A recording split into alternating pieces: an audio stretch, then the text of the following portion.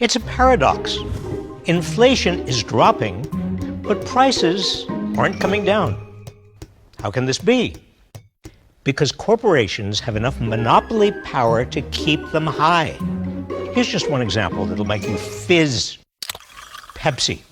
In 2021, PepsiCo, which makes all sorts of drinks and snacks, announced it was forced to raise prices due to higher costs. Forced? Really?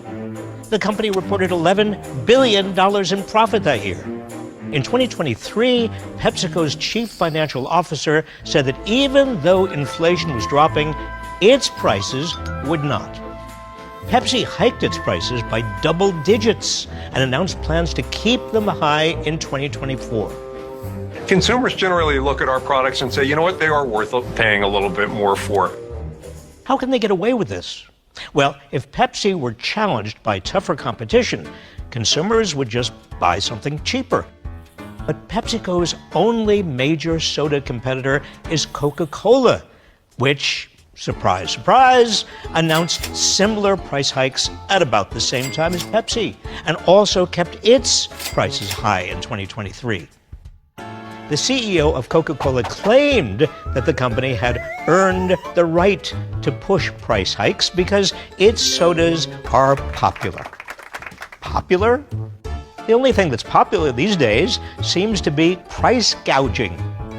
We're seeing this pattern across much of the economy, especially with groceries. Inflation is down. You see, the rate of inflation measures how quickly prices are rising. Prices are now rising far more slowly than in the past couple of years. And while supply chain disruptions really did make it more expensive to produce a lot of goods for a while, the cost to produce them now is rising more slowly than prices, allowing most corporations to keep their profit margins near a 10-year high. They can get away with overcharging you because they have monopoly power. Or so few competitors, they can easily coordinate price increases. If Pepsi and Coca-Cola had lots of competitors, they wouldn't be able to raise prices so high because someone would make cheaper substitutes, and consumers would buy those instead. But Pepsi and Coke own most of the substitutes. This isn't just happening with Coke and Pepsi. Take meat products. At the end of 2023, Americans were paying at least 30% more for beef, pork, and poultry products than they were in 2020.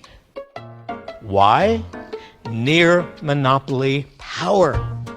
Just 4 companies now control processing of 80% of beef, nearly 70% of pork, and almost 60% of poultry.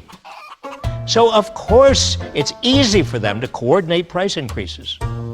And this goes well beyond the grocery store.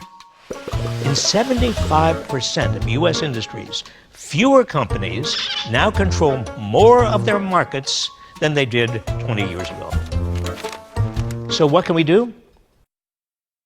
Well, it's largely flown under the media radar, but the Biden administration is taking on this monopolization with the aggressive use of antitrust laws. It's taken action against alleged price fixing in the meat industry, which has been a problem for decades. It's suing Amazon for using its dominance to artificially jack up prices, one of the biggest anti-monopoly lawsuits in a generation. It successfully sued to block the merger of JetBlue and Spirit Airlines, which would have made consolidation in the airline industry even worse. But given how concentrated American industry has become, there's still a long way to go. Inflation is down, but many people don't feel it because prices are still high, and in some cases are still rising because of continued price gouging. This is where you have more power than you might think. You might not be able to break up big corporations, but you can keep up the pressure on our government to fight corporate monopoly power. And help spread the truth by sharing this video.